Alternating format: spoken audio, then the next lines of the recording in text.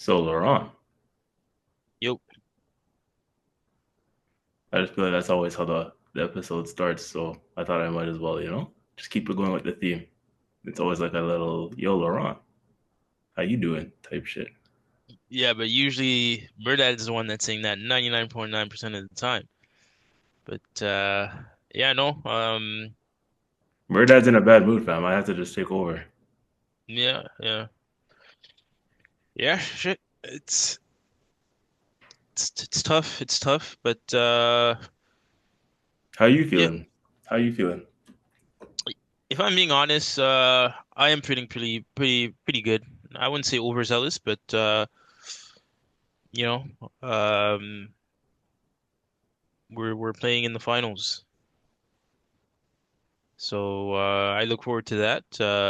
Not overzealous because obviously, right? It's not the competition we'd want to be in, but it's something. So there's that.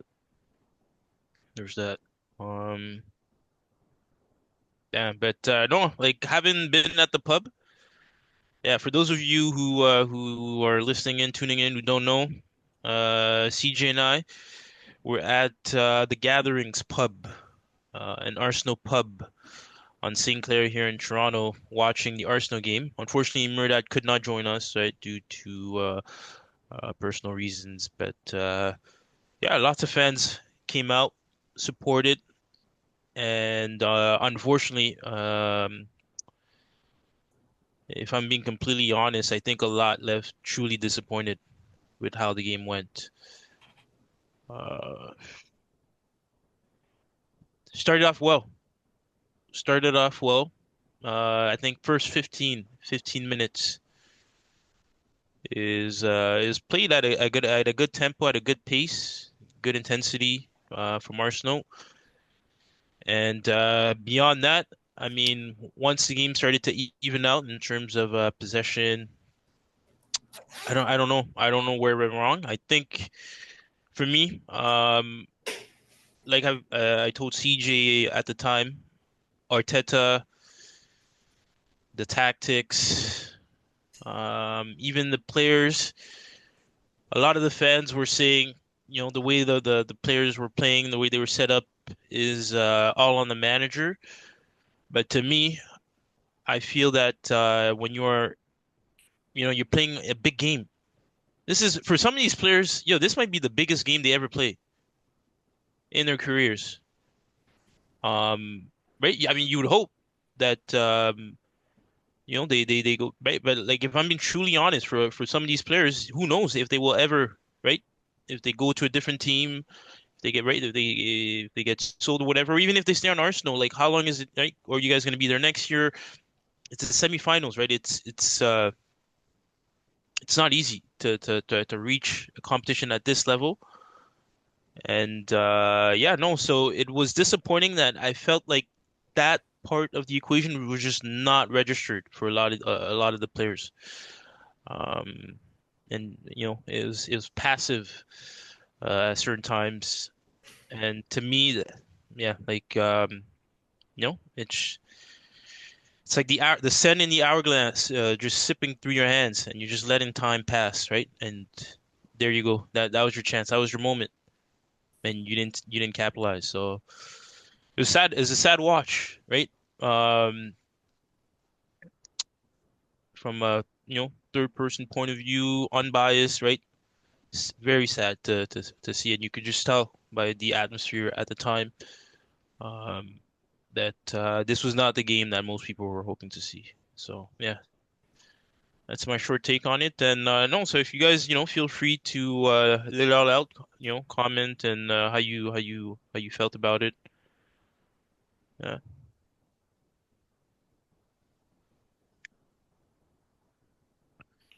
Murdad, you're trying to jump in or not? No? All right, I'll take it away. Um, yeah. So, I mean, I think, where to start? Where to start?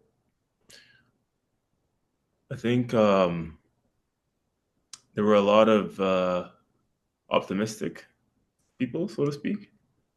Um, because sort of the expectation is that once you get past, Real Madrid, the kings of Europe, it's like at that point, you should really be looking to go all the way, really and truly, or else, what was it all for? All the hype around it, all the excitement, um, I guess the advertisement of it. It's like, that only lasts so long, Laurent brought up a good point. I don't remember if it was online or offline about, I guess essentially, yeah, I think just that point is like, what does it all come down to? That whole tie against Real Madrid and Kenny keeping quiet about it, like bigger, not bigger teams, but better teams at this moment in time, like a Liverpool or in City when they're at their best, would they really go on about a victory like that against Real Madrid, or would they just see it as another win and carry on with the business because they know the job's not done, and you just see it as another win and keep it moving in a professional manner. I think us and maybe mostly the fan base more than like the players um, and the coaching staff, but definitely the fan base. We lap that up because you know, yeah, it's Real Madrid. We just beat Real Madrid. We haven't played them in a long time in the Champions League. We haven't been in this position in a long time in the Champions League. So to play them and to beat them in the convincing manner we did, some might say we went over the top a little bit with our celebration of it instead of the typical stay humble approach to that.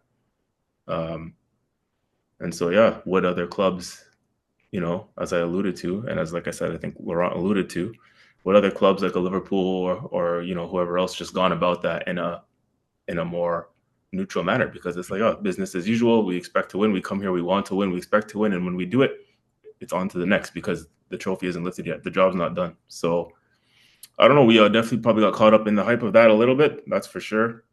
Um, so I think the podcast, tonight is definitely not going to be structured. It's just we're all shooting from the hip right now, talking about how we feel um, on the game. It's going to be a lot of back and forth dialogue, on the game, on the season, as a whole, what it means now and going forward. But yeah, we'll just keep jumping back in and out on points that we feel are relevant that we want to bring up throughout the game, and whatever springs to mind, we'll chat about. But there's a lot to be said, and it's gonna not even just come out all in one podcast tonight. Like it'll be over the next couple podcasts over the summer. There's gonna be a lot of talk and dialogue about this shit because it's not going away anytime soon. The overall and overriding feeling is a feeling of disappointment because, as we spoke about recently, fine margins.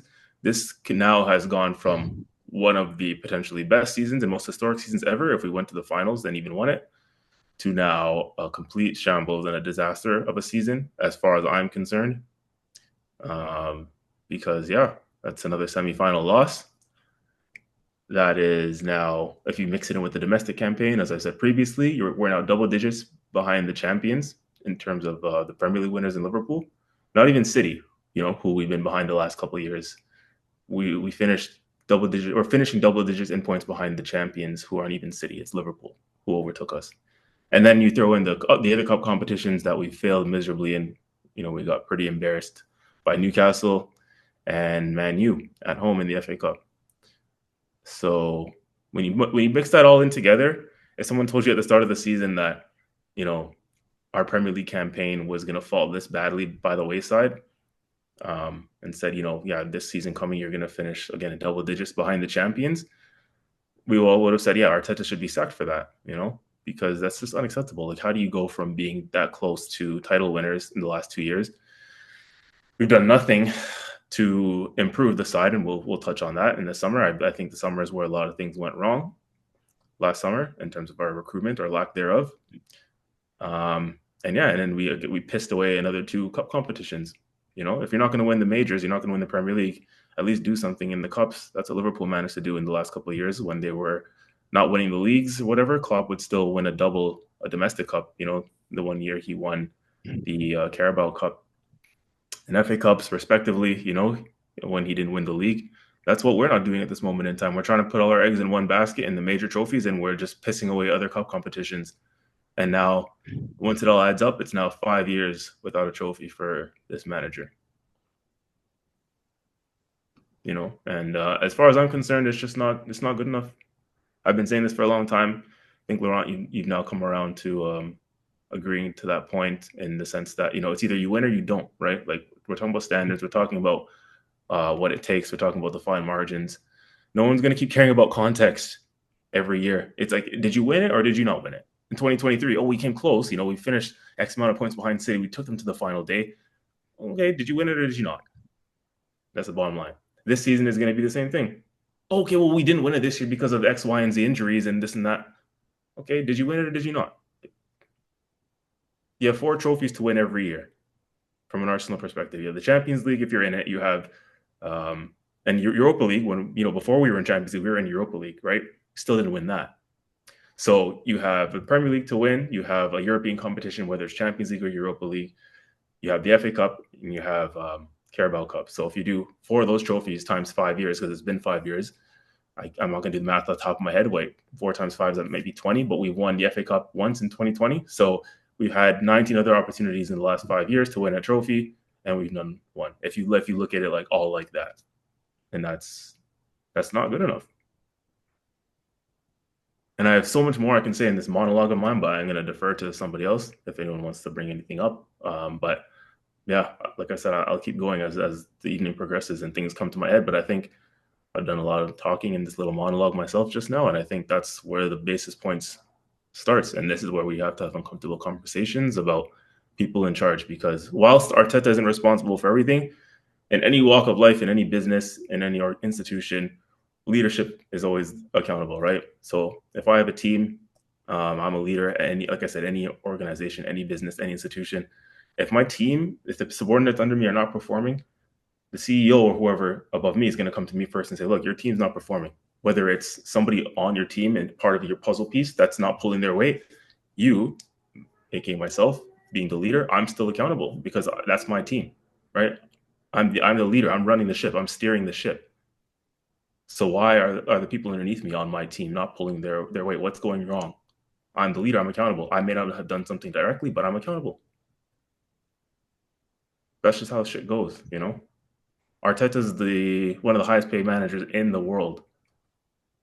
Based on what CV? Again, I'll say this is his first job in management. He's won one trophy. Where's the CV to justify how much he's getting paid? It's actually insane. It's like me. I just passed my exam to become a pilot, and I get one of the biggest jobs to fly a plane at Air Canada as my first job. Like, how lucky and fortunate am I? Is anyone going to trust me to fly their plane? I've never flown a plane before, but you're going to trust me to fly your plane, or are you going to want to hop on the plane with the experienced guy next to you who's done it for 20 years? Like it's simple shit like that, right? We're giving this guy so much credit in the bank as if he's an Arsene Wenger or a Fergie or a Pep who has the CV and has the resume behind him. With all the money we're paying him, again, we've quickly changed his job title from head coach to manager. Emery didn't get that. Within his first year, within the first 6 months, his position was changed from head coach to manager. Right? He's given all this time and backing in the world. You would have thought that he had Arsene Wenger's CV. You would have thought that he's been invincible. He's won 3 leagues. He's done doubles. The way we're still backing him and supporting him, and some people treat him like he's Jesus Christ, the second coming. I'm done with it now, bro. Like, I need tangible results. I just don't understand how protected this guy is. When we win, I have people telling me, when we beat Real Madrid last time, I have people telling me, oh, humble pie, eat your humble pie. It's the manager, Arteta. What were you saying about Arteta? Arteta doesn't win in big games, this and that. That's what people were telling me after the Madrid tie. So when we win, it's Arteta. But when we lose now, I don't even hear any of that same energy. When we lose, it's a different excuse. Like, where's the consistency? When we lose now, it's, oh, shit, the injuries we've had. And, oh, Donnarumma saved us. People telling me you're blaming Arteta because Donnarumma made outstanding saves. Like, okay, man. Like, where is the accountability? It's never Arteta. It's always, like I said, when we win, Arteta's the genius. But when we lose, it's referees. It's the other team is this and that and it's too good, and their goalkeeper made world-class saves, and we're injured. And like, come on, bro. I'm tired of it. Truly.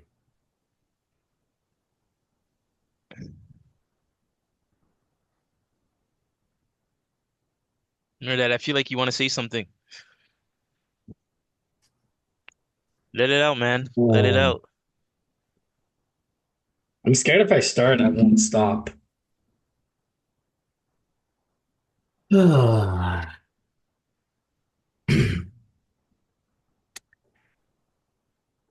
Like, what do you, these two ties were perfect depiction of Arteta's reign at Arsenal. First leg, the shirt got heavy for every single player, every staff member, Arteta included. The shirt was heavy. They were undone by, albeit an amazing PSG side, but they were undone and they lost their legs, they lost their heads, they lost everything that Arteta has been trying to drill into these people over the past 5, 6 years and whatever phase that we're in now. It was gone. Me being the hopeless optimist, I'm like, okay, second leg, Partey comes back. We'll get a little bit more structure, blah, blah, blah. Second leg comes around and it's the same old story. Within the first 5, 10 minutes, you could see Neves, Vitinha, and Fabián Ruiz were trying to figure out how do they stop Declan Rice's runs.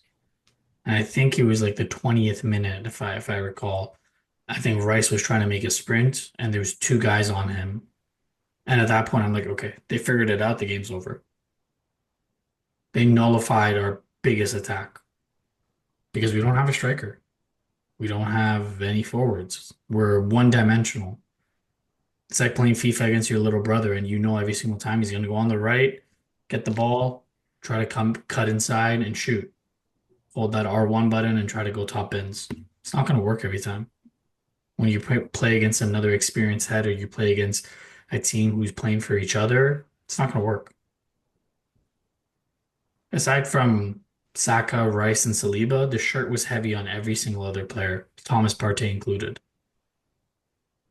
I don't even want to get started with Odegaard because I think it's just a waste. I don't think some of the hate that he's getting maybe isn't warranted, but the shirt's too heavy. Whether it's a shirt or the armband, it's too heavy. It's dragging him down.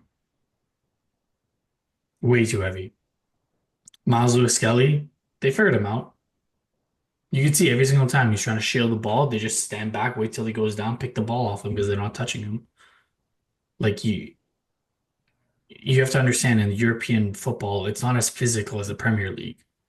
You can actually drive.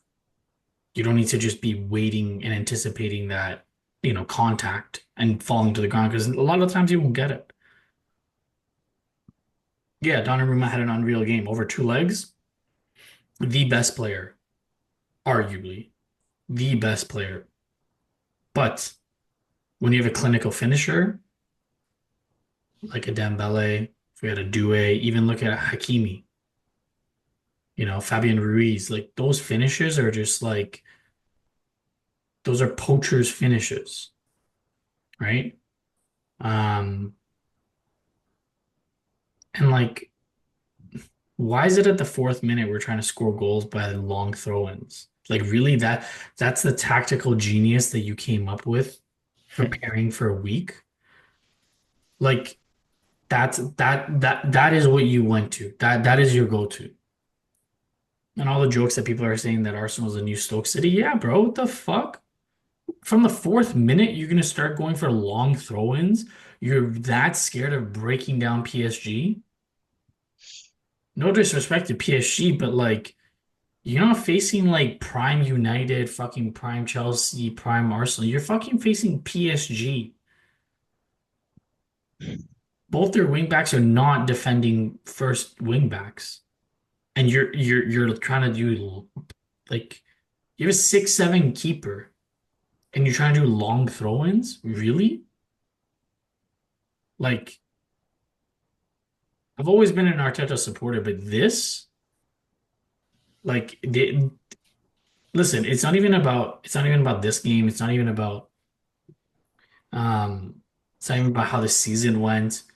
It's about what this is gonna do to the likes of Saka, Saliba, Martinelli, all these players wanting to re-sign. Like that's a big picture that the board constantly forgets. I don't think it's all on Arteta. He's been backed Hmm. a lot, and I think there's certain expenses that he's made where it could have been better used. But you also have to give him credit that the expenses that he's done has got us to this stage. We're doing something right when everyone's talking about the Arsenal loss and no one's really talking about Liverpool winning the Champions League. Whereas 5, 6 years ago, everyone's talking about how Arsenal shit made table. They might get relegated for the first time ever because we've never been relegated. And now people are laughing at us for going out in a semifinal. So there is that context to it. However, that being said, it's not good enough. It's not good enough. The three semifinals that we were in this year, well, FA Cup we weren't in the semis, but the three cup competitions and the manner in which we exited them, that's what I have a bigger issue with. Like if I were to compare our exit versus Barcelona's exit, they fought, right? They were naive in the way that Barcelona lost, but they fought. It was back and forth. You score, I score. You score, I score. Right? If I'm a Barcelona fan, am I pissed that I'm not in the finals? 100%. But like, can I defend my team with their performance? Yeah. But can you defend this Arsenal team right now? Nope. Can't even defend the season. I understand all the injuries. I understand all of that. I get all of that. And I've always been the one to be like, okay, there's context to everything. But you got here with all that context, and rather than trying to be creative, you went to throw-ins. Like that's how you thought you were gonna beat PSG? Are you fucking kidding me? Lewis Skelly's on a yellow card and you bring on like for like? Like you need to score 2 goals. Be brave. Drop to a back three, play a 3-5-2. Bring on Wanyeri. Who cares if him and Saka play in the same position? They'll figure it out on the field. And you've always said that Wanyeri might be a fucking number 9. Put him up top. Drop Marino. Like cause a little bit of mayhem. It's not rocket science. Like I'm not speaking rocket science. It's something that I would do if I was playing FIFA against someone. It's really not rocket science. And I think it's honestly, I think it's time. As much as I think um I'm happy with where Arteta's brought us, I think it's time for him to go. I don't even want him to get this summer transfer window. Because if we don't get our first 2 targets, I think he's gonna get another project striker, start the season with Havertz, Marino, and all this fucking jazz, and I don't want to deal with it. I really don't want to deal with it. They need a new voice. This collective of players is good enough to win the league, is good enough to win the Champions League, is good enough to win trophies, but there's something missing, and that something that's missing is a manager that can get them over the line. Look at Pochettino. The reason why they lost the Champions League finals because he's never done it before. He was naive in his approach when he was with Spurs. Spurs sack fucking Jose, but right before they go to a final, they lose it. You know, there's something to say about the pedigree of winning games. Yes, everyone's gonna say, "Oh well, Unai Emery didn't do it." Okay, yeah, but like, look at. I understand that they have depth, but you're comparing the players Unai Emery have compared to the players that we have, and the system that we built for the past 5, 6 years. Unai's done it in 1 year, and I would say that he's done a better job in a year. Oh yeah, he went to a cup final, bro. Arteta's had 5 years to get to a cup final, and he's failed at the semi-final stage every time. Like so it's starting to yeah, it's he needs to go. Not because he's done a bad job, but I just don't think I think for us to get to the next step and to be able to keep this collective of players together for years and years to come, to build that dynasty like what City built, it needs to be someone else, unfortunately. Like Look at that Inter game. First leg, they go up two, Barca comes back two. When I watched that game, there was zero moments where I thought that Inter was going to lose. Zero. Just watching the players, the way that they were passing it around, the way that they were, just talking. There was nothing. I didn't even flinch. I was like, yeah, they'll either draw and take it back or they'll nick one. Even when they went down against Barcelona and at the San Siro, I knew that they were going to win. That comes from the head coach, that comes from the cool heads, but the coach like made a difference. Arteta, what did you do? Like for like subs? You saw Inzaghi go for it. He's like, oh, you guys are down? Fucking throw everything at it. Sure, I get it. You don't want to bring on a 19-year-old, blah, blah, blah, but whose fault is that? Whose fault is that? You've massaged the Cronkies and the board so well that they've supported you for this many years. You're really telling me that you couldn't massage them to bring in Asensio on a loan? You're really telling me you couldn't do that? Whether or not he's your type of player or not, I don't give a fuck. You make that shit work. You're telling me that if we didn't have Asensio on the bench, it wouldn't have made a difference, or wouldn't have given us something different? And you're bringing on fucking Sterling, Calafiori, like I love Calafiori. Don't hear what I'm not saying, but like for like subs, come on now. It's over. Like it's over. I don't want to hear nothing about no phases, no bullshit. Like you did a great job getting us from being the laughing stock of the so-called top four and then top six or whatever. We clearly are an established club because everyone's talking about us more than they're talking about Liverpool winning the league. No one really gives a fuck about that. You got fan bases from other fan bases being like, oh, you know, an all English final in Europa, Conference League is going to be Chelsea. They're going to have better. Okay, like, worry about yourself. If you think you've had a greater year, then okay, worry about yourself. But when we're living rent free in other people's minds, we're doing something right. But for us to go from rent free to actually bringing things home so that rent free we can come back and take swings, it's got to be a different voice. It's got to be a different voice. Like I'm done. I like I truly feel bad for Saka, Rice, and Saliba. They're the only ones that actually showed up. Everybody else, like, shirt got heavy. Like you can't like yeah, whatever.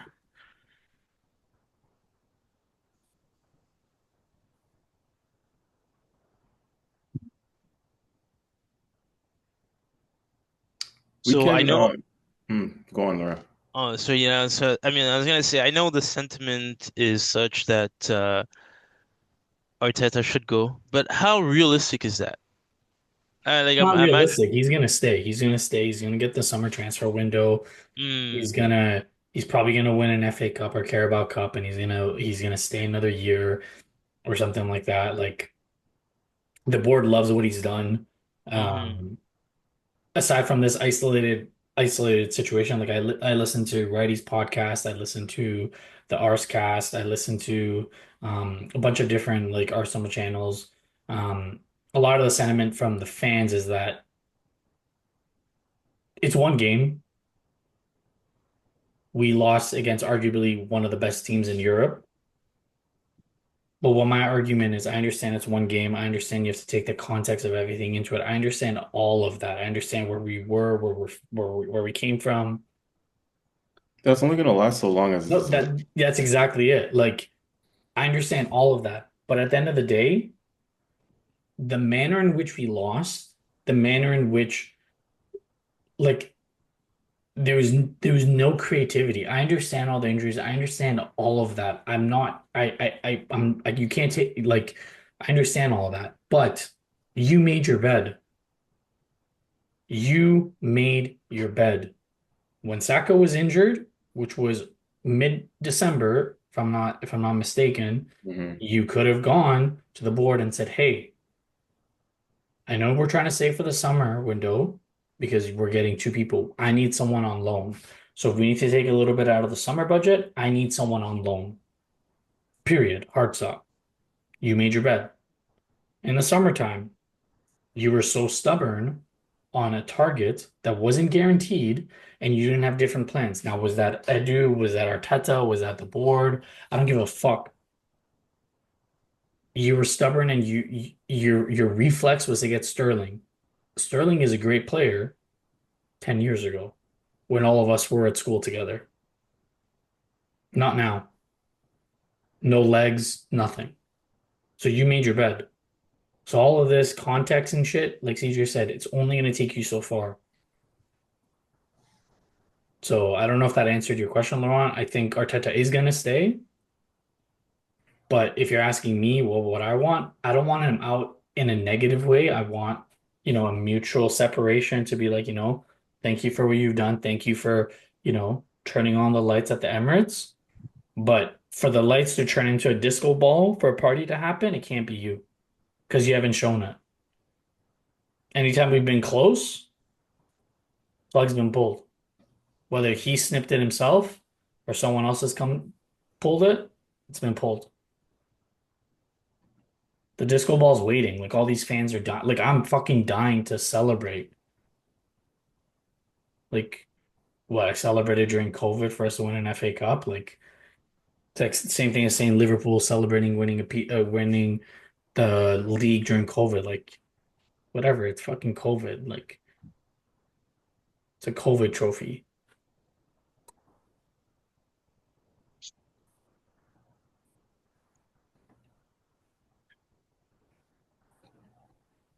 CJ, you're gonna say something?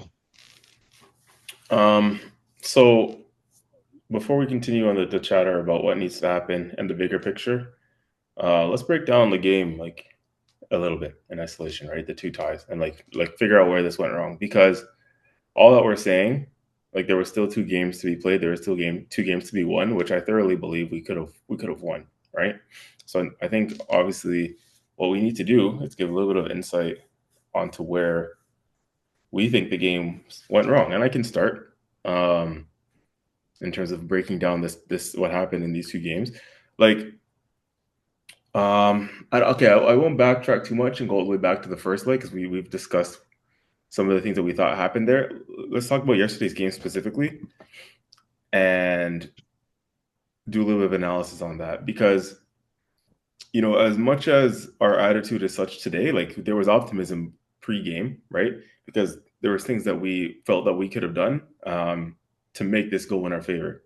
And the way we started is very typical Arsenal, like we started like a house on fire, dominated the ball, dominated territory, dominated possession, all the right things that, Arteta loves to say, dominating territory and all those things that he'll use, right?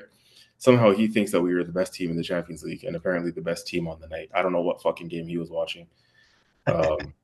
But that's a sign of a man who's starting to lose it a little bit. Some of the things that he was saying in the press conference too about 1 week we're in the title race against Liverpool, and he says, "Over my dead body, will we let Liverpool win the league that easily?" And the next week we were out of the title race because we couldn't fucking beat whoever we were playing that week. And then just things about him walking off in press conferences now when he's being asked about the title race. Like things that are happening now are things that you start to see when a manager's losing it a little bit.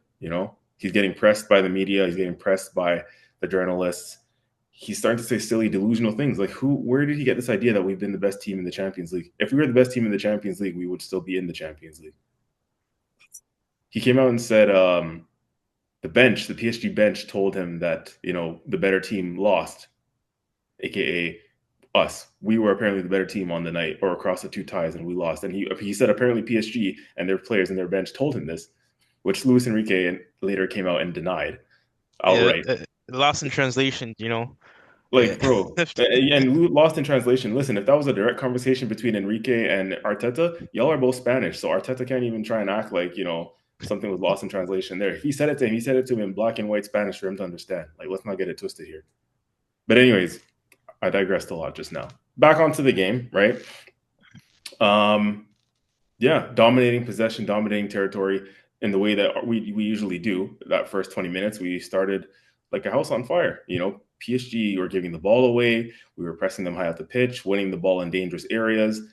And as far as I'm concerned, the main issues that we've been seeing over and over and over again with Arsenal came to, rear its ugly head in last night's game. When we didn't score in those first 20 minutes, I said, yeah, this is going to be a tough one, And me and Laurent and another friend, a couple friends of ours who were there, specifically Yvonne, shout out to Yvonne. He was telling me, not to worry. This is the first 20 minutes. Like we're in this game, and I didn't respond to him at the time, but in my head, I'm thinking, no, like we needed to capitalize. It wasn't a matter of I was going to sit there and wait and say, oh, yeah, well, eventually we're going to get there. No, we're not. It's not like we have Messi and Thierry Henry and Ronaldo on the pitch where we're just going to keep creating chance after chance after chance. Like if we didn't take and capitalize in that period of momentum, then I was highly concerned for us, and so it proved to be. My reaction, again, if we did a live watch along and y'all saw this, my reaction when Declan Rice missed that header, I said I had to get up. I had to get up and take a minute because I said that's the tie right there. And it sounds dramatic, but if we go 1-0 up from that header, this is a different game, boys, that we're talking about right now. I feel that because PSG were on the ropes. They were on the ropes. Like, and this goes back to people, using the excuse, oh, Donnarumma was just too good, and that's why we didn't win. Well, Donnarumma would have done nothing about that Rice header if it was on target. He has to score there. Simply put, he has to score there. Like that was, and this is the difference between a clinical team and a not clinical team. Look at Hakimi's finish. That's a right back, bro. That was a fucking quality finish. Even Fabián Ruiz's finish. Yes, there was a little bit of a deflection, but the composure to bring it down in the way he did, get past Martinelli, who defended that like a pylon, and then just stroke it home with his left foot. Why didn't Martin Odegaard do that? We saw in the first half, Laurent, you'll remember specifically what I'm talking about, where Odegaard was early in that first half when we had that period of dominance. Odegaard is on his left foot, on his left foot, on his left foot, edge of the box, goes past one, goes past two, body feints, right?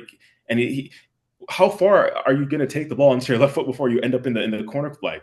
Like, bro, have the shot at some point. He keeps going and going left. Bro, take the shot. Like he had the opening so many times and he just wouldn't pull trigger. But that's the difference. So that's what happens when you shoot. Fabián Ruiz's effort did take a deflection, but if you don't shoot, bro, you're not gonna hit the back of the net. Like have the shot. You're on your left foot. What's happened to this player? There's people saying Donnarumma, like, Donnarumma this, Donnarumma that.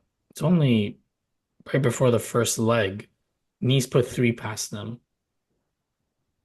Yeah. Nice. I challenge you to name me one player from Nice. I'll wait. If you want, I'll give you an extension too. Yeah, that's what I thought. So Yeah, it's I not don't. it's not a matter of us not having like Donnarumma being good or not. It's a matter of, like CJ said, being clinical. Like it's not just the PSG tie. Sorry, I'm digressing a little bit. It's not just the PSG tie. It's Everton at home. It's who did we just face? Bournemouth, Bournemouth. right? Like it's game after game after game, and we're relying on the same exact fucking tactics. And who does that come down to? It comes down to the manager. Crystal Palace. Like I can keep going on and on. Like sure, Ipswich, but come on, man. Ipswich fucking they had a red card. The Brentford game, right? Even I would say, even though we beat Chelsea, like the Chelsea game, should have never been 1-0. Should have been 3-4-5-0. Not to say that Chelsea shit, but like you're at the fucking Emirates. United FA Cup game. United after that 7-1 game against PSV. Like forced away. Like it's example after example of this manager not. He always talks about, oh, well, we just have to use the players that we have and blah blah blah blah, like saying all the right things, like the corporate speak, right? But it's at some point, like this isn't corporate. This is like this is a football team. You need tangible things. Sorry, I just had to digress a little bit. No, no, it speaks to like where I was going with this is that why does it feel like when we don't capitalize in our position of dominance, other teams do, and they're clinical with less XG or whatever the terms are. Like we need 10 chances to score one. Other teams seem to all season long, all other teams seem to get one or two chances off of the back of us not capitalizing and they convert. That's always how it seems. Like why is our conversion rate seem so poor? And so like people are talking about, oh, look how many chances we created. Like that all that is nonsense, bro. The most important stat is putting the ball in the back of the net, right? Like Rice. That I'm gonna go back to it because that I genuinely feel like that was a moment right there. That was in and around the time frame where Dembele scored on us at the Emirates. If we Yep. score within that first 5 minutes, it is a completely different outlook on the game. PSG's on the ropes. They're nervy again. They're thinking, here we go again. Because don't get it twisted, there's just as much pressure on them this game than us. They haven't been to a final in so long. They've just lost their superstar names. There's this whole PSG curse that's been on the club in the Champions League for years. So they've been just as cursed as us. You know, they would have been just as nervy. If we scored the way we should have in that first 5 minutes, bro, I genuinely think we could have capitalized and gone on and scored the two that we needed at that moment in time. If we got one, Mhm. we would have had 10 times more confidence, you know? But we missed that Rice chance. We missed the Martinelli chance. I think Martinelli should do better off that long throw. Oh my God. Like, don't even get me started with him, man. He He's forgets that another he's one. Brazilian. He fucking plays like he's from like I don't even fucking know. Burkina Faso. Like, Jeez. bro, like, come on, man. You're fucking Brazilian. Bro, some Burkina Faso players, that do have the or will give you better quality on that wing. Yeah. Okay, fucking Gambia. Do you like that more? Is that better?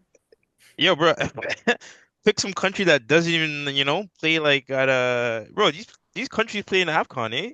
Don't sleep. Don't sleep, man. No way, I'm not being Jamie Carragher and saying fucking No, no, I know. I'm not saying that, but yeah, no, I see what you're trying to say. But yeah, no, that guy pissed me off, man. Saka Bro, it's a pissed me off. shame.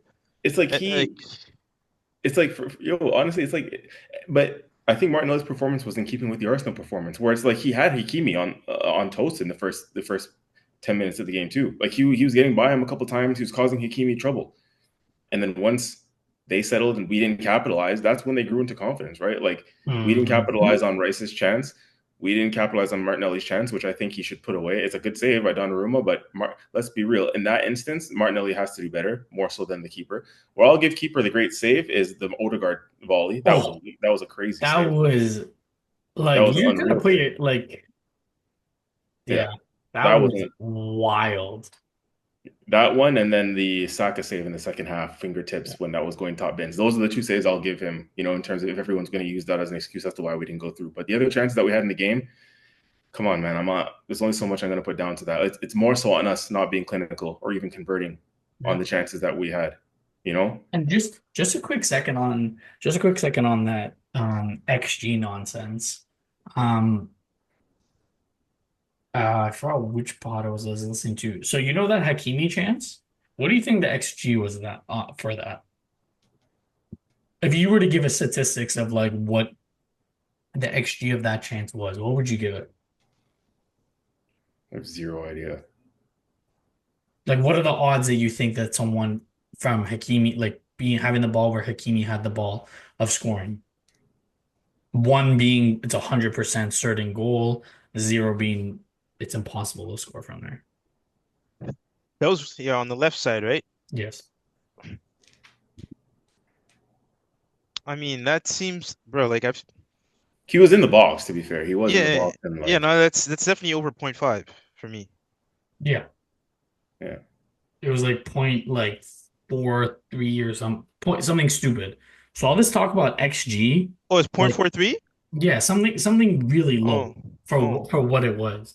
So all Mm-hmm. this XG talk and all this bullshit with XG, like I don't want to hear any of it.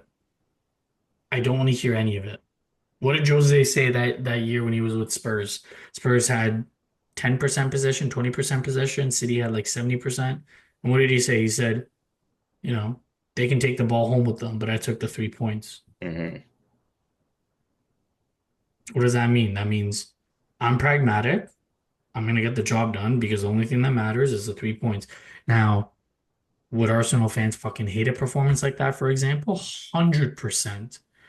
But if that means that I'm gonna get my hands on a trophy, watch a trophy celebration, watch us advance, I'm all for it. I'm all for it. Like the only player that you could see was actually fighting for this game was Declan Rice. There was a 3-on-2 breakaway. I don't know if you guys remember when Rice was on the others on PSG's half, And and he had to I've recover. Yeah. never seen it. Like I did not know that Rice had that much pace. And you saw him running back, made the side tackle to put a little bit of pressure, and they missed the chance. But like you saw him get up, and he was just giving it to everyone. Wh- Mm. where's my captain? Is he getting the bottle ready for the baby? Is he changing a diaper or is he playing on the fucking football field? Well, that's the thing. That's the thing. He along with the others. That's what I'm saying. Everybody kind of fizzled out together. Martinelli, Odegaard. Like Odegaard also started relatively well. He was getting on the ball. He was getting into some good spaces. He took the shot that low volley into the ground. That type of shot and volley was like an Odegaard we saw a couple years ago, taking on that volley first time with power and pace. And then he fizzled out like the rest of the group. It's like, where did all this go wrong? And I'll tell you where I think it went wrong.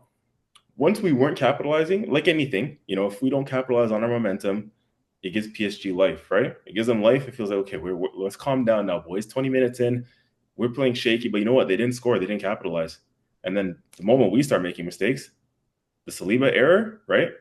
The Saliba pass, the soft pass to Kivior, that turnover, we are so lucky we caught life off in that situation because they could have easily converted on that. And they're so dangerous on the counter with their forwards. That should have been the wake up call that we needed, right? The other turnover where Kvaratskhelia is on the left, that was their first chance at the game. Boom, he gets a chance, opens up, hits the post. Great effort.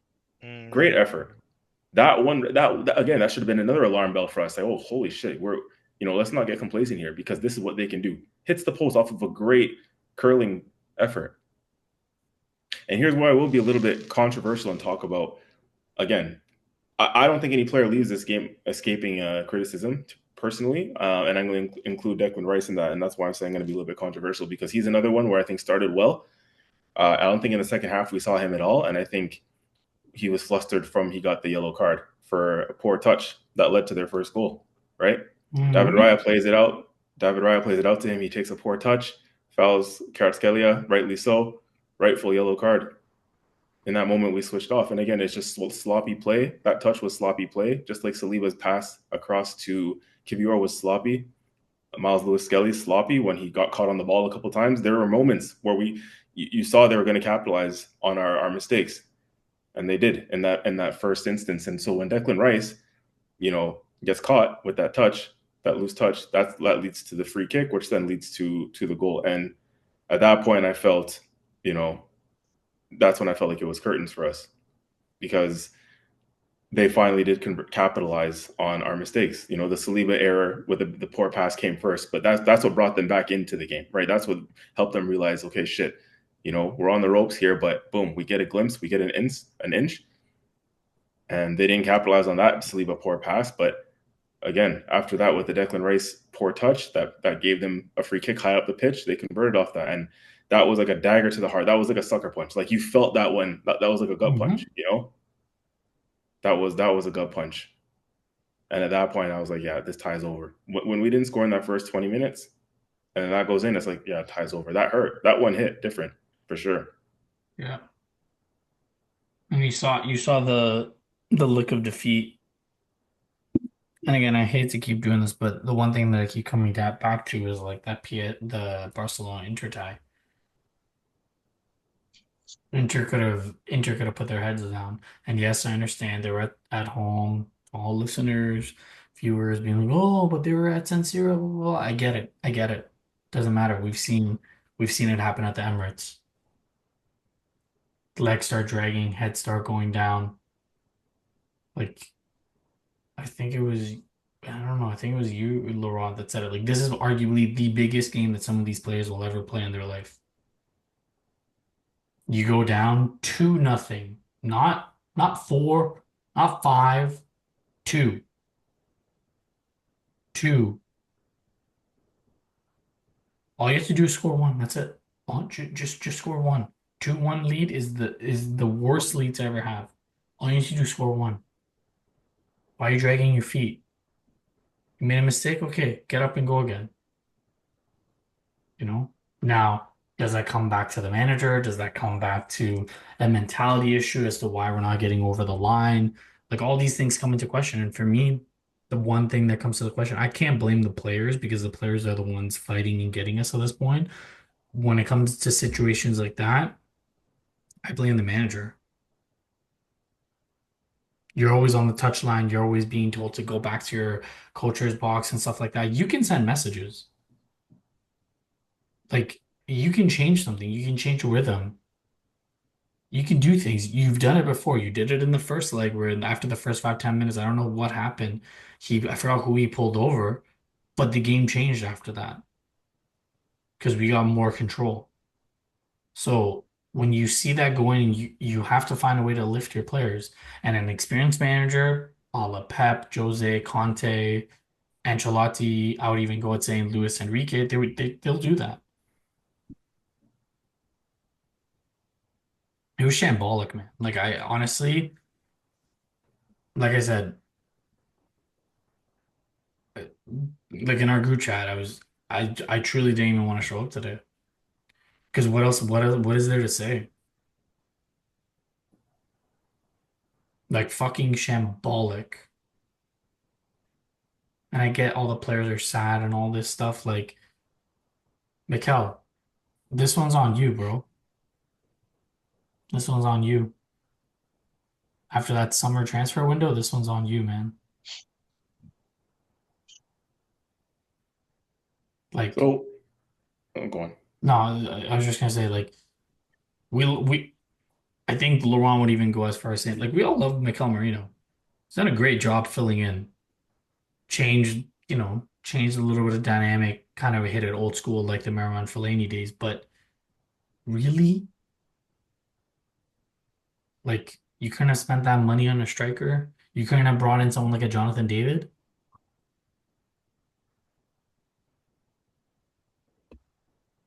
So, anyway, sorry. So you were gonna say CJ?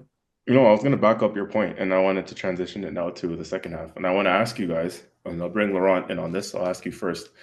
So 1-0 down, like we're talking about that being a sucker punch, right? We're talking about that being a gut punch. And now, genuinely, I think amongst most fans feeling like that tie is over. Because you've seen, even at home in the Premier League, you've seen this season specifically, like you've seen fans walk out of a stadium when teams concede one goal on us. And mind you, the deficit will only be 1-0 to the other team late in the game at a home game against the Emirates. It happened against Aston Villa when even West Ham, when teams either equalize on us or take the lead on us at the Emirate, the goal will only be a 1-goal deficit sometimes. And that's normally not enough to give up on a game, because you're thinking, oh, well, it's only 1-goal deficit. Why are people leaving the stadium? Why are people acting like we can't come back for 1 goal? That's not unrealistic. Well, guess what? Why we feel this way? Because for an Arsenal team that lacks firepower, and we've seen this time and time again throughout the season, what happens when teams score on us and low block us and sit and hold the lead, we can't break teams down. So to us, 1 goal, when we're down 1 goal, feels like a mountain to climb because of how toothless we are in attack sometimes. And so I want to bring this back to your point, Murad, about 2-0. We've seen across the Champions League all season long, and even as recent as the other semifinal, 2-0 down. Barca came back, right, from 2 goals down. So why, in our case, does 2 goals on aggregate, because at the point that they scored, they were winning 1-0, but 2-0 on aggregate, why does 2-0 feel insurmountable for us to overturn? Well, because we don't have the difference between the 4 teams in the semifinals. We don't have the same firepower and individual match-winning ability and brilliance up front that the other 3 teams in the competition do. And that's how you win the Champions League, isn't it? Individual brilliance, you match winners. Lamine Yamal, Barcelona, Rafinha, Lewandowski. Lautaro PSG. Martinez Yeah. Lautaro Martinez, Inter. playing injured, playing injured, barely even made the tie. Yeah. Barella for Inter. Match winner. Marcus Thuram, PSG, Dembele, Doué, Kvaratskhelia. Barcola. Arsenal. Who's our match winners? The only one that could you could even put for an argument is Saka. That's it. And that boy was timid. And so this is where I bring on to the second half. 2 goals. Why does that feel so insurmountable? How do you Laurent, like how did we do in the second half? Did we show up? What did we do in that second half that showed you that we wanted to get back into the game? Or did we not? Who are you putting your blame on, right? Because if we're taking it away from the manager, I know a player on the pitch that you would have expected to drag us through the mud. Give me your hot take, man, on that second half and why we didn't turn it around, even though it was still there for us, realistically. I think what was lacking for me was the urgency and the tempo and yeah, that ability to knowing when to go up a gear. It's like it's time to, take that momentum back, right? Almost like you see in basketball, it's back and forth, but then there's a team suddenly that's like on a 10-0 run, right? Because they're constantly, right, they're applying pressure on the defensive end, right? They're winning their challenges. Um, and yeah, they're just go, go, go. And that to me was highlighted 20 right on first 20 minutes, something like that, right? But in a game like this, when you're down, you can't just right do that 20 minutes and not come back and do that again, right? You guys highlighted the Barca Inter game. Man, forget that. Let's say even right like those you have like two of the best teams, right? That have the ability, right? We'll shift over. Dortmund, Barca, second game. Villa, PSG, second game, Mm-hmm. right? That's how a game is played when you're down, right? You see what I'm saying? And it's like there's none of that. It's like and to me, like again, I've said this before. I feel like even when we look at the whole XG, right? Like this XG is good, right? Like no, like getting a high XG, right? It's good. It shows you're able to, go into key areas, right? And get higher probability chances, right? But the conversion matters. So if you know that, well, okay, we don't have the players at the moment, right, to convert because that's the reality, right? It's like right, you're getting all these chances and it's just not going. But plus, it's this idea that the manager and it's almost like a pep system where you're trying to walk the ball into the net almost every time, right? And Mm, it's to anyone like that is playing you, it's almost like yeah, we know. That's why if you see a guy like Odegaard drifting like he did in the first half, it's like just let him. We'll see how far he's willing to come in and take the shot, right?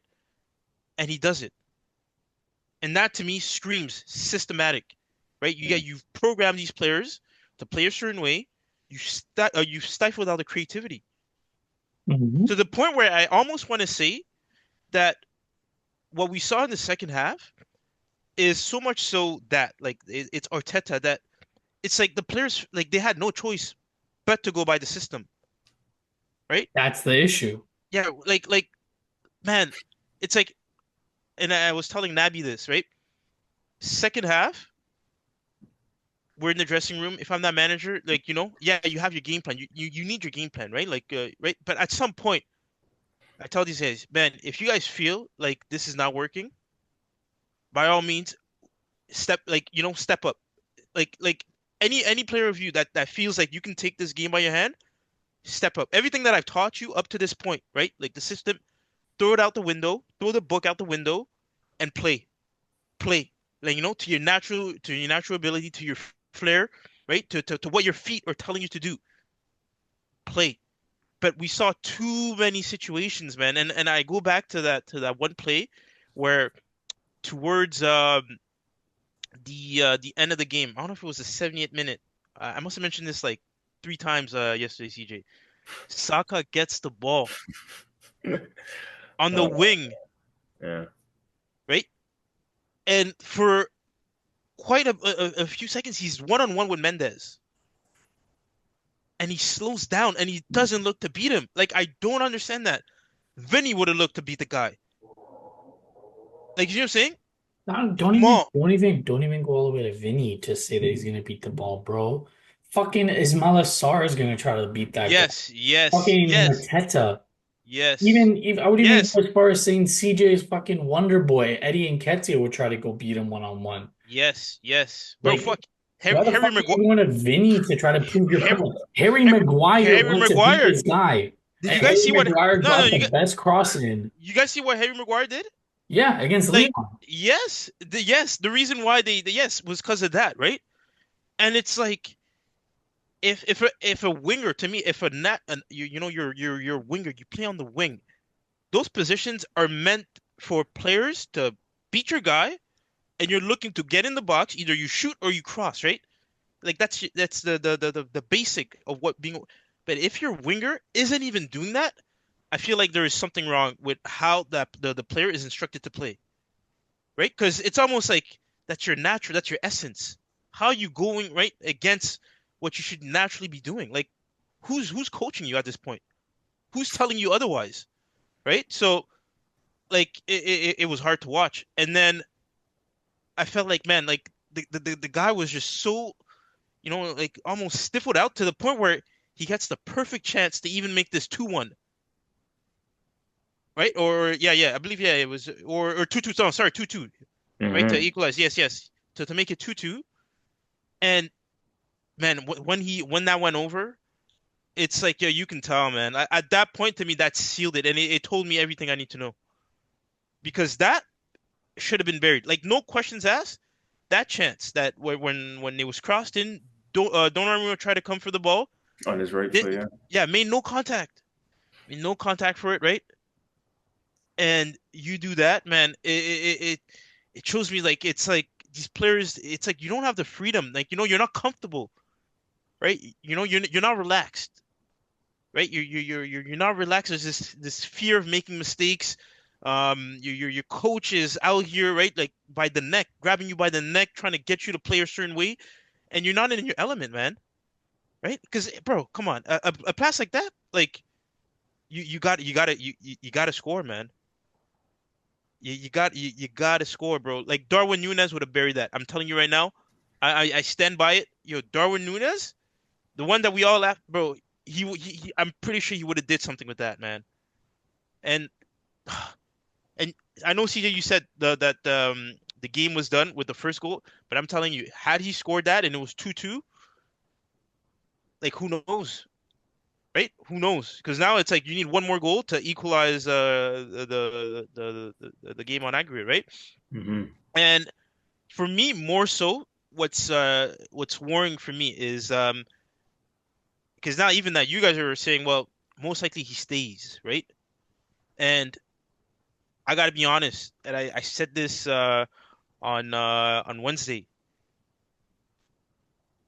I do not see how, right? Because champion tournament football are these kind of games. No matter if you're the top in your league, right? We've seen what happened to Liverpool, PSG even top in their league, right? Uh, they could have easily gone out. Bayern, top of their league, right? Tournament football, it's about games of fine margins. It's about desire, right? It's about man, you're down. You can find yourself you're the best team, but you're down on aggregate, and now you're playing the second game, and it's away, and suddenly you got to find it in within you, right, to come back. But if this is the same manager that gets you guys to the semifinal next year, yeah, I gotta be honest, but you guys can even get the same. You guys can get the players you want, and I don't know if it comes down to right because what tactics are you gonna use when it comes down to the wire, right? Like Like to the the wire, clubs, bring on fucking more defenders, bring on a goalkeeper, a striker. right? Right. That yeah, like, that's what I'm saying. The tactics, and then even if you like I'm very curious, right? You get your wingers, but how do you coach them then? Are you gonna right? Because like to me, the Yeah, way Saka play is so worrying, man. yeah. I honestly I don't like to see that. Like it's But one we thing when talked about it. Sorry, Laurent, sorry to catch up, but we yeah yeah talked about it a couple weeks ago when we had that mm, Martinelli injury and we had that Saka hamstring injury. Weren't we mm, talking about it? mm, It's right based off of tactics. right Four is hamstring off the bone, and then the other one was a grade 2 hamstring injury. mm, You're asking them to go up and down the wing to do the same defensive work rate and do the offensive work rate. Of course, it's never going to happen like that. mm, Look at what Arne Slot did to open up his front line. What does Liverpool do? Literally, as soon as Allison has the ball, who's running up the wings? Salah, Diaz, Jota. mm, What do Arsenal do? Oh, we'll just hold, wait. I'll roll it out to Partey. Partey can start the build up. mm, right. And would you guys also notice like how because what you're mentioning there, like I felt like you guys were kind of also playing that same game when when the second half the game's almost over. And usually, like you're expecting teams to like it's like all guys, all players Yeah, are pushing up. urgency. Yeah. Mhm. Like you see what I'm saying? Like maybe you get like two of your defenders staying back, but it's like you're looking even if you put in the long balls, right, to get a header, and then the guy maybe some. But I felt like there was none of that. It's like he's still trying to play from the back, Play the break, same way. Yep. yeah, like, and it made no sense. Lack of tactical fluidity, man. So Right, that's the thing. yeah. Yeah, Fine. and that's worrying, man, because yeah, like okay, you get the players you want, right? Like, but again, like it's like systems are only as good as the time that they are employed in, like the time period, right? Like yeah, you figure out a new system, okay, good. You're good for like maybe a year or two, right? And then it becomes near obsolete because everyone else is figuring out what you're doing. You see what I'm saying? And now they're right. So it's like now we kind of know what Arteta's game is, and it's kind of like yeah, it's City. You could say Rodri, big blow, right? But eventually, it's like the league started to adjust to what Yeah. Pep is trying to do, and he even influenced the league. And okay, let's other teams are trying to play out for the back, right? But it's like all the managers are watching the games. They're trying to like counter you. It's chess, right? You do this, I do that. So it's like right, like if you're gonna keep employing these same things, it's like it's not gonna work out for you, even if you do get the players you want, right? Because another manager is gonna figure out how to neutralize said players, right? Like whether it's Isaac or whoever else you have, right? So it's like, yeah, man, like that he has to be more fluid. He's too rigid, in my opinion, and like I feel like in terms of allowing his players to play and be comfortable, yeah, no, because man, no one took a chance, man. No player to me looked like they were willing to, like like Yeah. like go out there and like risk risk it and like say fuck it. Like but and that it's like it's because they fear that if I do this and I forgot who it was at the pub and someone mentioned that apparently Arteta is like a dictator. Like, he wanted Mm. the players young when he built his team, right? He wanted the players young so he can kind Control of them like essentially. yeah control them, right? If you and I forgot who it was, but apparently there was a player that was always like kind of like fighting back to what are you saying? Um, was it Aubameyang? I don't know. Like Yeah, he would have been one of them. Yeah. yeah, and but it's like you can't do that, man. Because at the end of the day, yes, like I said, I don't disagree with having a system. You need a system to go into games, right? But there's times where the creativity outshines because a system, right? It's almost like it's like a computer, right? It doesn't account for like that variable that is just unexpected, and that's the Ronaldinho no look pass, like where the pass isn't there. You see what I'm saying? Or like a guy looking to do a roulette where no one is expecting the guy to do the roulette or to do right. Like it's those kind of things Mm. that break lines that right. And if players aren't playing like that, but bro, it's just robots, bro. Like at this point, right? And yeah, sure, if you have the fastest robots, right, then okay, you have an edge there. But the moment other teams adjust to that, it's like, bro, you don't go far playing like that, man. And So we almost did it in 2023 when no one saw us coming, and that was the system, and everyone right, was young and healthy, and we were able to run up and down. the Right. field, and we got 50 points in the first leg of the Premier League, but that's only sustainable for short periods, short bursts. Mm. Um, yeah, it's honestly we're beating a dead horse. Like statistics, everything, all of that may be there and support Arsenal, but at the end of the day, what are you going home with? It's always like, you're talking to your boys, you're like, yeah, yo, I went to the club, talking to this bitch, that bitch, blah blah blah blah. And to all the ladies, if there's any ladies listening, I do not typically refer to women as bitches, you know. But and then at the end of the night, he's going home to fucking smokes poutine by himself. He's like, yo, I did this, I did this, I did this. Yeah. Yo, you're going home to sleep in bed by yourself, dog. Why are you Yeah. boasting? And that's what Arteta's doing. And to come out and like to say that I understand it's coach talk, trying to save his job, trying to, take the pressure off his players and put the pressure on him. But to come out and even like utter the words that we were the best team to go out, it's like saying, bro, I talked to the sexiest girl tonight. Yeah, but you you're going home alone, bro. Like, where where's the sexy girl? Is it your right hand, left hand? Like, what sexy girl are you talking about, bro? It's Um, like, no, bro, you don't understand, man. Like her best friend was telling me, like yeah, her best I friend was was I was telling me. I Her was the best be friend was telling me about smoked poutine and to add extra bacon on top of it. Hashtag not a sponsor, but like, come on, man, like, fuck out of here. Like, I don't want to fucking like, come on. I had so much respect. I lost so much respect for Arteta with that post-match conference. Hearing his response was because you guys know I listen to every single press pre-match conference, post-match conference. Listening to that, this guy's got to go. It's got too heavy. It's got way too heavy. He needs to go to Dubai. He needs to do whatever the fuck he needs to do. It's too heavy. This is Fuck. coming from the biggest Arteta fan, people. Like, so for Murdoch to get to this point, is the guy's driven him way off the edge. Because I never thought I'd hear him talk like this. It's That's over, man. It's all like crazy. he's gonna. He's gonna get another year. Well, yeah, for sure. He's You not know getting he's gonna get another year. But like, if you're asking me this at this very moment in time, and I told you to hold me to it, like whether he brings in the right players or not, at this point I could care less. The only time that I will retract my statement of saying Arteta out is when he wins something. Not just one, not the community shield. I don't give a fuck about a community shield. I want to see like FA Cup. That's the Arsenal trophy. I want to see the FA Cup back where it belongs. I want to see us win the Carabao Cup. How long has it been since we won the Carabao Cup? It's been a hot minute. It was called the EFL.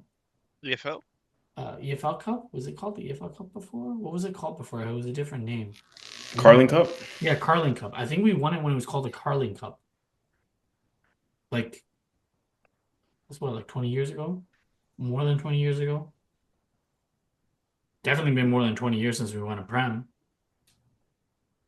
Like, Those are the ones I want, man. At this point, like for how much he's put us through and the lack of deliverance and results, at this point, I don't even want a cheeky little FA Cup here and there. Like I'll take it, but bro, for you to justify your position, even at this point, I need a Premier League or a Champions League. We waited too long. We waited too long at this point. Like, I'm sorry, bro. It's getting way out of hand for me, and this is the kind of debate I'm trying to have with people. This is getting way out of line. If it's gonna take this long, we need the ultimate trophies, in my opinion. We need the big boys. I don't know if you or he guys. needs to do it, or he needs to do a trouble. If he does a domestic trouble, okay. That's wild. Yeah, No, but you're telling like I hear you though. I hear you. like Because where's the standards? It's the Netflix documentary. It's the fucking standards. Yeah, this is not the fucking standards, Mikel. The fuck are you doing? And then you're gonna go be a fucking sore loser in front of the world and say that you were the best team? Did you forget what the Champions League table looked like? We were third. That doesn't even support you. And a lot of pundits would say that Arsenal were the fourth best team in the semifinal. When you look at it, people would argue PSG, Barcelona 1-2, Inter would be third, and Arsenal would be fourth. Am I wrong? I'll take the silence as no, I'm not wrong. Because you can look at the rosters and you can make an argument that Arsenal is the fourth best team. Now, if we were fully healthy, maybe we could push Inter for being third, but we were not the best team going into the semifinals. Like, I understand you trying to do all the coach talking, you trying to deflect and all. I get all of it. But what are you going home with? With a bottle of wine from Bordeaux, and that's about it. Are we putting any accountability on the players at all for the game yesterday in The isolation? players, Oh yeah. yeah, the Oh players, yeah. Oh yeah. yeah. But like Yeah. the, Yeah. the big picture of all this is like they were set to fail. They were set up to fail.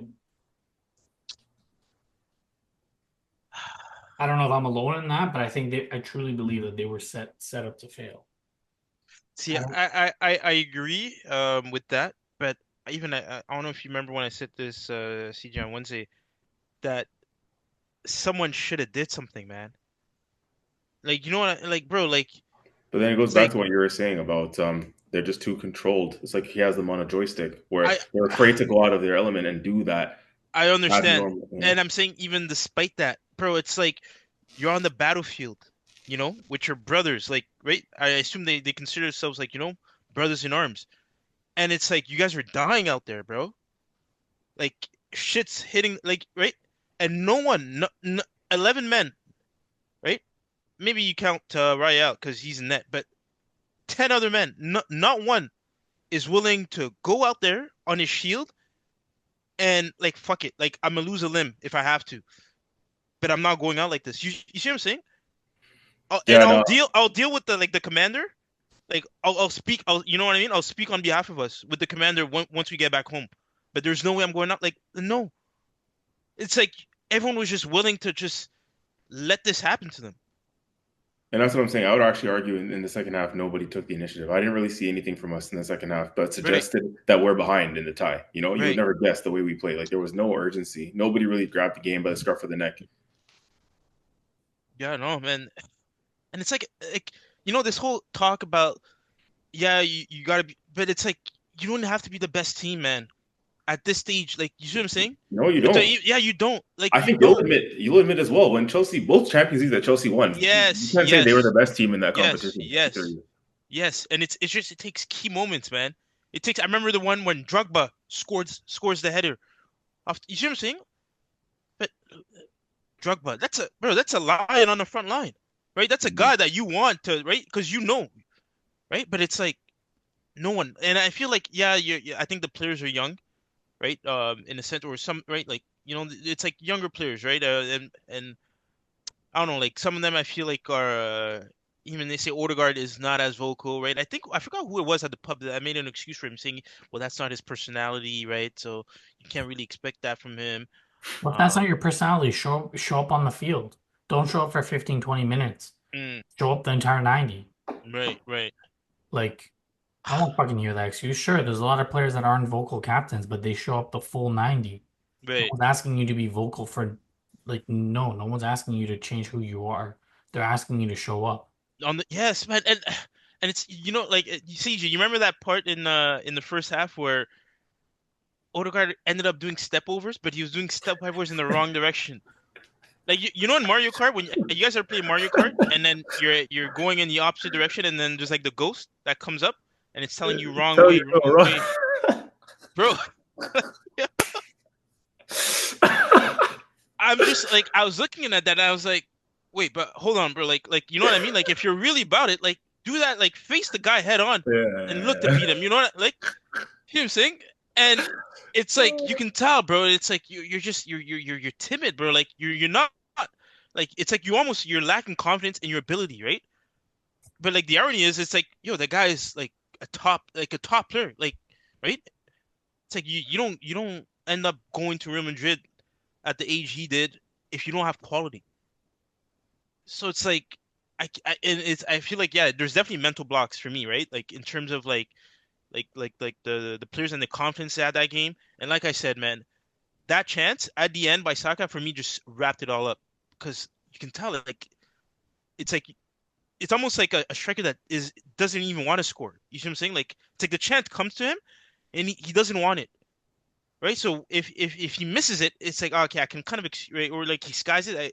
I say I can kind of excuse myself, kind of thing, right? Like because you're not there, like like, and your conviction, like even if you meet the ball, right, and then it hits the post and it goes, okay, fine, right, but that thing just comes in and then you don't even like, I don't know, it seems like he didn't even want to like touch the ball, right, Yeah, and then he's just like, it's like, nah, man, that's not it, that's not it. it wasn't attempted from somebody like who looks like they really wanted that chance. It was Yeah, a bro. clinical, like it was a little Yeah, bit of a passive. Oh shit, it kind of came to me. Like I'll try and yeah, get an effort to it. Like yeah, like for real, bro.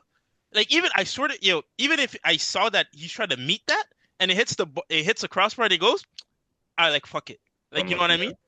But that, bro, the ball just hits you, and then it goes up. It's like, bro, why were you there? Like, like, right? Like, opportunity comes and it's like you don't even want to answer the door at that point. Like, so yeah, no, I think like apart from just the squad, like a lot of it too is like, I mean, you guys have a set piece coach. You guys are gonna need like a psychological coach. You know, like serious. And to me, it's like I remember I was reading a book about like how the Lakers, right, big organization in the NBA, right, like they had like guys that would come in and like talk to their players. You see what I'm saying? Like, Yeah, this happens at the professional level in a yeah, lot of yeah, sports. Yeah. yeah, no, like for real. And to me, it's like, well,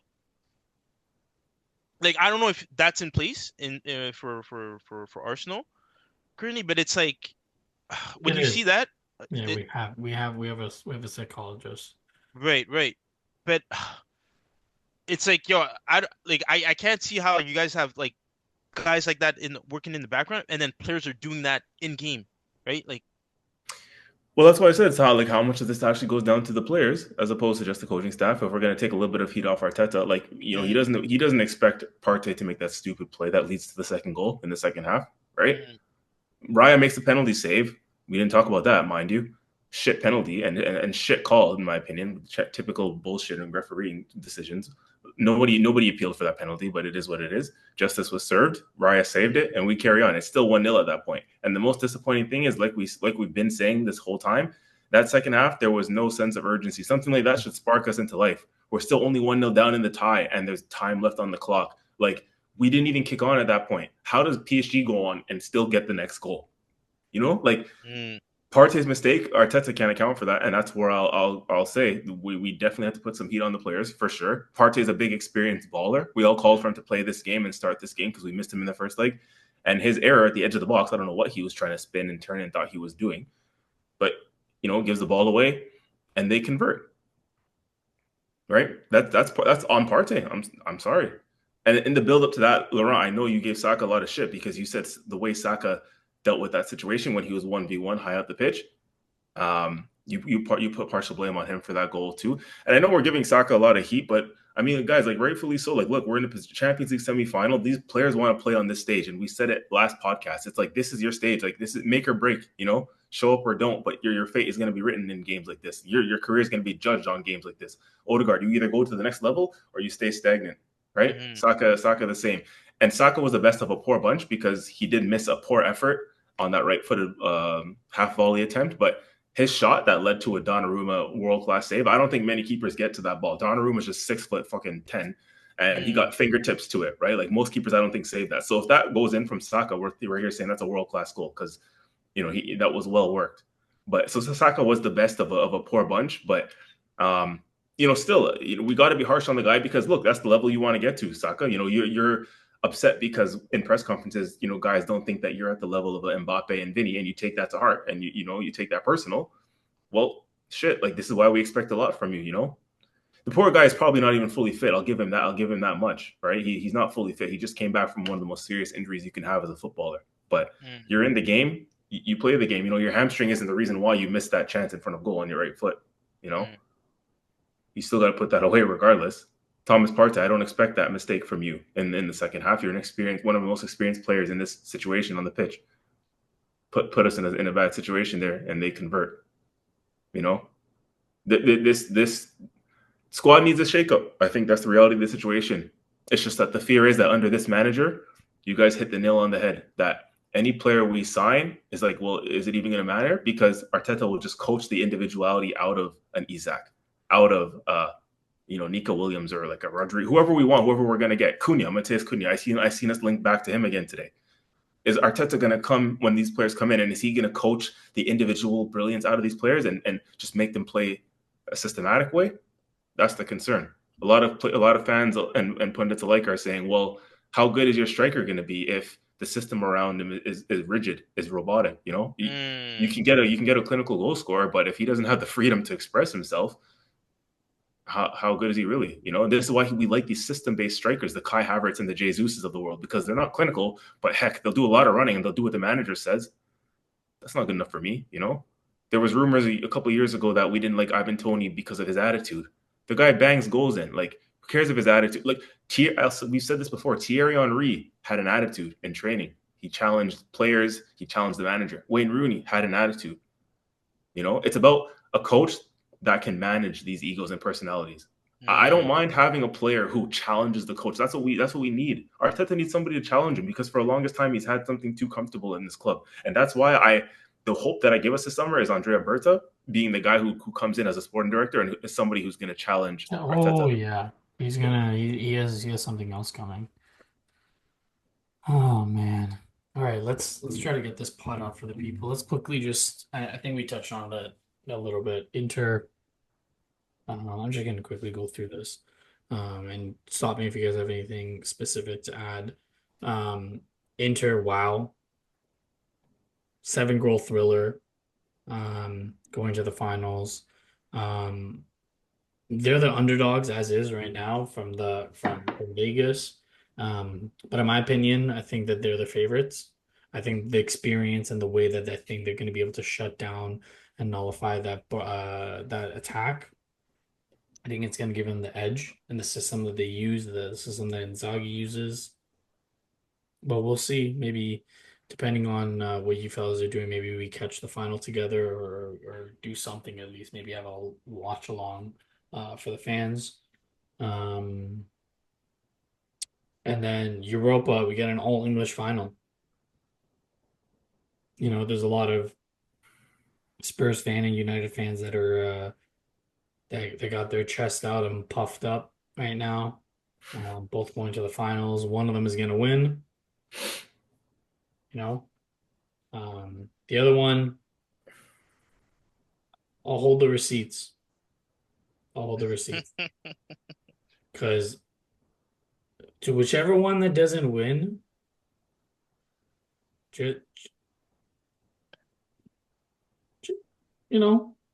might want to tone it down a bit.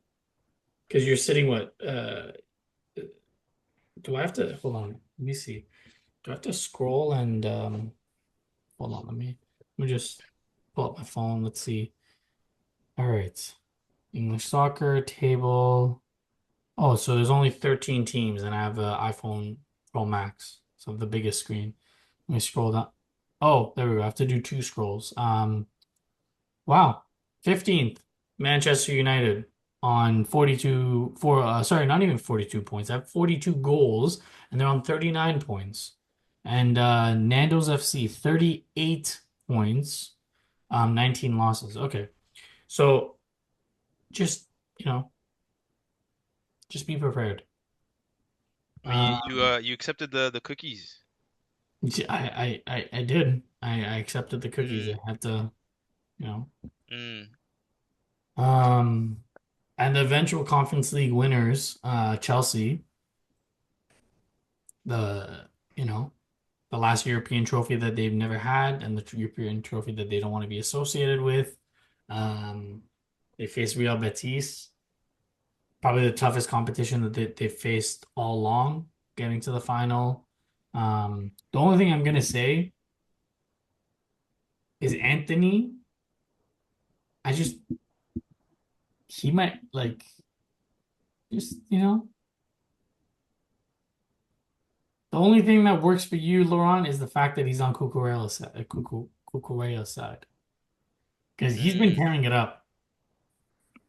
Yeah, no, He's I think it should be a good duel to see. like like you got to give him his plaudits. He's been tearing it up. Yeah, that free kick, he had a Yeah, nice free kick today. yeah. So this is the Anthony that we saw at Ajax, and this is the Anthony that United thought they were paying for. Um, so again, I'm not saying that I if you're asking me today, if you got a gun to my head, who am I picking on my Bet 365? Putting a 4 game parlay. I'm putting Inter to win, United to win.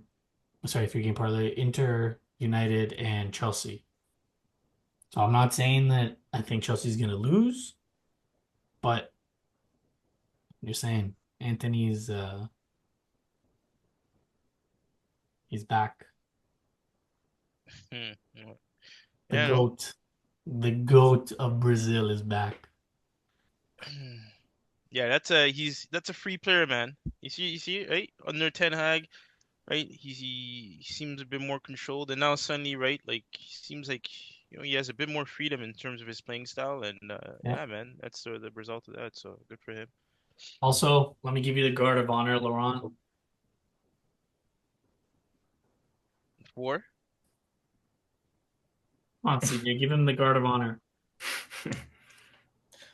Oh man. You got the correct score, so now you're tied with CJ. Oh, wait. What? Yeah, you Oh, predicted 2-1. 2-1. Oh, yeah. See, Oh, bro, see, I'm so respectful that I give you the guard of honor, bro. okay. Thank you. I completely forgot about that. Thank you. Thank you. So quickly before we wrap up, I'll start because I'm clearly the loser right now, currently as it stands. Um, I'm saying 3-1 Liverpool. Mm, mm, And sorry, I didn't really introduce it, but I'm assuming everyone knows Arsenal's heading to Liverpool at Anfield to face the champions, given the guard of honor.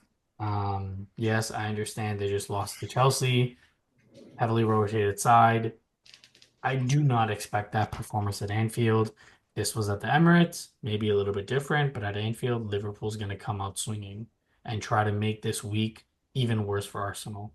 So I got 3-1 Liverpool. that is harsh.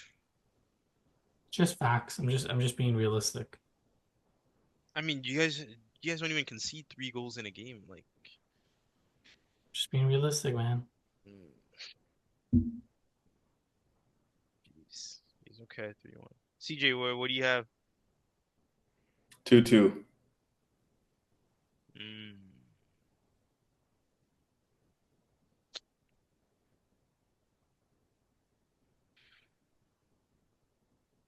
You know what? I'm gonna stir up a bit of controversy, but fuck it. I'll give Arteta the benefit of the doubt on this game here. I'm saying 2-1 Arsenal.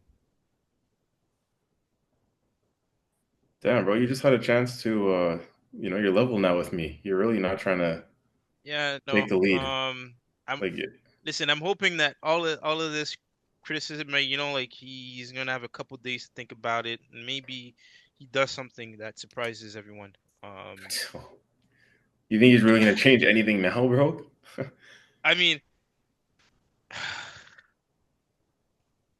who knows, man? Who knows? I think hopefully even Wanyeri gets some good playing time this game, and yeah, no, because usually when that guy is on, If he he's able. comes out with a forward line of Martinelli, Monieri, Saka, okay. Mm, What do you got to lose? right, I don't see us dropping out of top five. Just go for it. Make right. it a game. Make it fun. Make it a Right. spectacle. That's all you can do right now.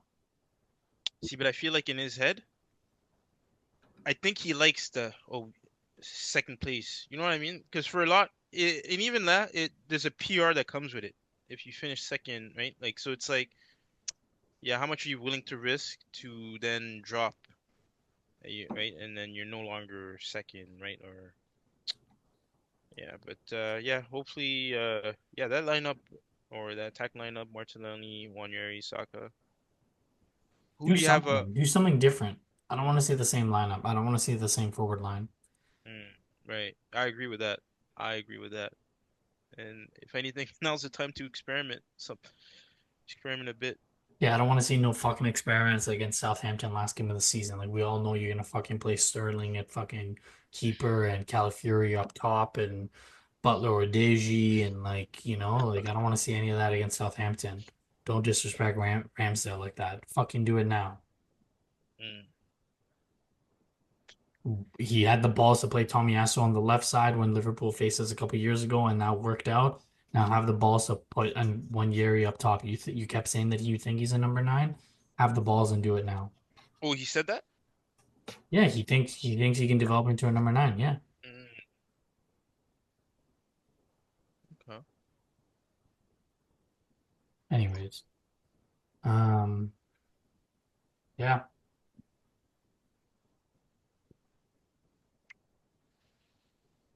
We made it. We made it. yeah, We barely. made it. Um, to listeners, this isn't a typical pod. Usually a little bit more lively, but yeah, I yeah, barely even showed up. So let's yeah,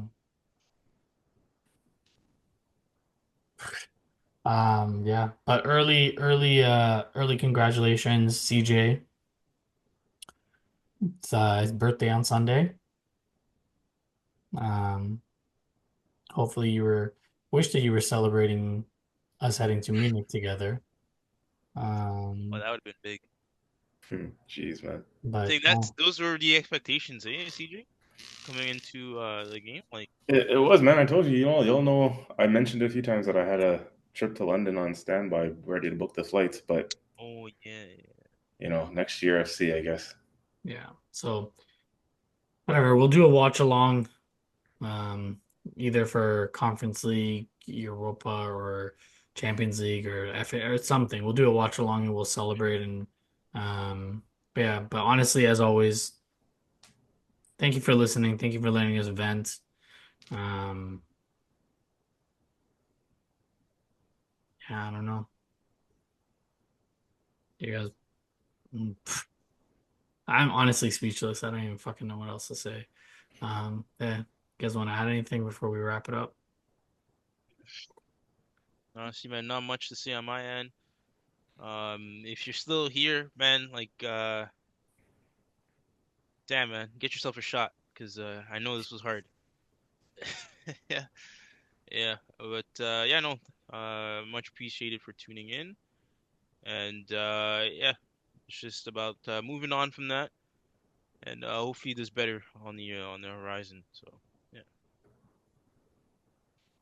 Um, Laurent's promoting his showing his alcoholism instincts, and yesterday he ordered a double rum and coke. Um, Sorry to expose the man, but wow. yeah, man's are coming for me, so I had to return the favor. I had to let people know I'll go on for real. But yeah, man, it's a good thing none of us are really truly alcoholics on this pod, so you don't have to worry about that, people. But yeah, thank you for tuning in, and yeah, for real though, it's true. If you've been here long enough and to sit through this therapy session with us, then yeah, go enjoy yourself. Take your mind off of football. Maybe if it's not a shot or whatever, you like to go for walks, you like to do things because there's things in life that are bigger than football. Life itself. Take breaks if you need. However you like to cope with things. Because yeah, between the three of us, we're highly passionate about our football club. Where they can really affect the mood. myself, Merdad, we've definitely experienced some tough times, and we've seen the impact that it has on us, and it takes over our life for real. But sometimes we have to remember to just kind of, keep it, keep it, keep it humble in a way. Life keeps moving and the game keeps moving. So, as Laurent said too, hopefully there's better things on the horizon. But this one is going to sting for a bit. There's no doubt about that. I'm not going to get over this one anytime soon. Barely want to watch any more football for the rest of the season. If I do, it's probably going to be a watch along with these boys. But yeah, Arsenal season's over as far as we're concerned. It just is what it is. We gotta just try and keep it moving and come up with solutions, because every problem has to have solutions, right? So yeah, man, thanks for listening. It's been a good therapy session. We needed it. And yeah, until the next one. On that bombshell, adios. Adios.